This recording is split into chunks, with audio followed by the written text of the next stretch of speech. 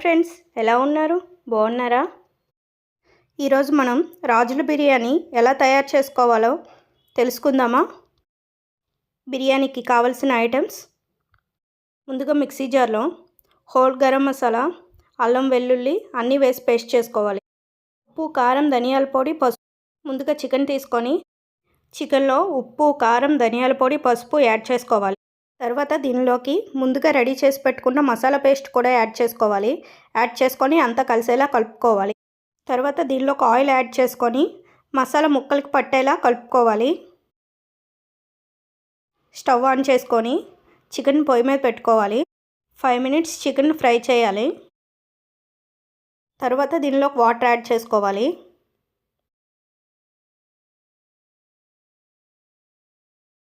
చికెన్పై మూత పెట్టి chicken 70% cook అయ్యే వరకు ఉడికించుకోవాలి. చికెన్ 70% కుక్ అయ్యాక స్టవ్ ఆఫ్ చేసుకోవాలి. ఇక బిర్యానీ మసాలా కోసం హోల్ గరం మసాలా తీసుకోవాలి.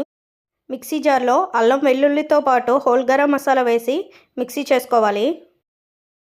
ఈ మసాలాలోకే 4-5 జీడిపప్పు పలుకులు, 4-5 బాదం పలుకులు వేసి పేస్ట్ చేసుకోవాలి. బిర్యానీ తాలింపుకు యాలకులు, లవంగాలు, జాపత్రి, అనాస పువ్వు, దాల్చిన చెక్క, 2 బిర్యానీ ఆకులు, కొంచెం జీడిపప్పు, కొంచెం కరివేపాకు. బిర్యానీలో ఎండుమిర్చినే వాడతాం, పచ్చిమిర్చి కానీ కారం కానీ యూజ్ చేయం. 10 ఎండుమిర్చి తుంచి పక్కన పెట్టుకోవాలి.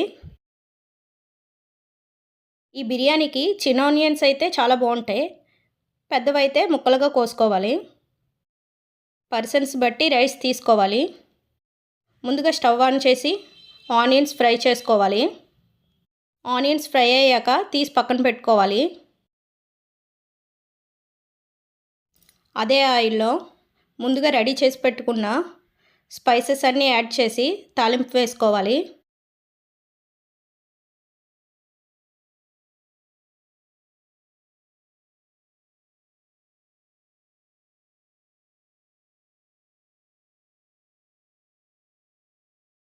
అవి కొంచెం ఫ్రై అయ్యాక రైస్ యాడ్ చేసుకోవాలి. రైస్ యాడ్ చేశాక ఒకసారి కలుపుకోవాలి. ముందుగా రెడీ చేసి పెట్టుకున్న మసాలా పేస్ట్ కూడా యాడ్ చేసుకొని ఫ్రై చేసుకోవాలి. స్టవ్ సిమ్లో పెట్టి ఫ్రై చేసుకోవాలి. మధ్య మధ్యలో కలుపుతూ ఉంటే అడుగంటదు. రైస్ నుంచి ఆయిల్ సపరేట్ అయ్యే వరకు ఫ్రై చేసుకోవాలి. దీనిలో టేస్ట్కి సరిపడా సాల్ట్ యాడ్ చేసుకోవాలి. పసుపు లైట్గా యాడ్ చేసుకోవాలి, ఎందుకంటే గ్రేవీలో పసుపు ఉంటుంది కదా. యాడ్ చేసుకొని కలుపుకోవాలి.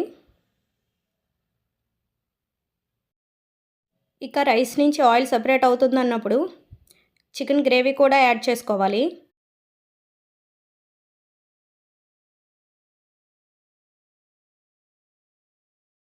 చికెన్ గ్రేవీ యాడ్ చేసి అంతా కలిసేలా కలుపుకోవాలి. మనం చికెన్ని 70% కుక్ చేసాం కాబట్టి రైస్తో పాటు కుక్ అవుతుంది. ఒక గ్లాస్ రైస్కి 1.5 గ్లాస్ వాటర్ తీసుకోవాలి. హాఫ్ గ్రేవీ ఉంటుంది కదా. ఇప్పుడు రైస్లో వాటర్ యాడ్ చేసుకోవాలి. రైస్ 70% కుక్ అయ్యాక నెయ్యి వేసుకోవాలి. రైస్ని మధ్య మధ్యలో కలుపుతూ ఉండాలి.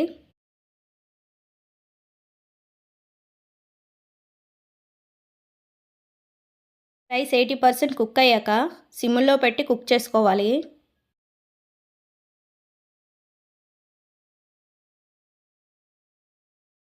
ఎంతో టేస్టీగా ఉండే రాజుల biryani ready.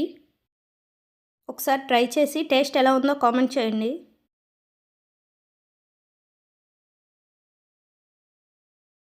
Thank you for watching.